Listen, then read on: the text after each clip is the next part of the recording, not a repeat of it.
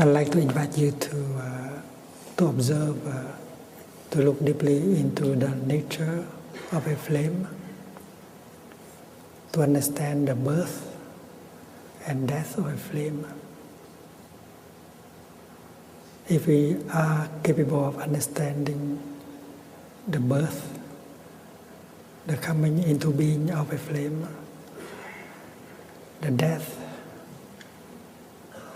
the ending of a flame, we would be able to understand our true nature, to understand our birth and our death. This is a matchbox. And if you look into the matchbox, you can see the flame. We know that the flame is there, hidden somewhere in the matchbox.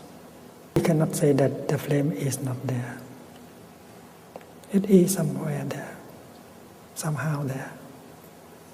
It has not manifested, but we cannot qualify it as non-existing. You don't see the flame, but you cannot say that the flame is not there. It is hidden there. It needs one or two conditions in order, one or two more conditions in order to manifest. And that is true with everything.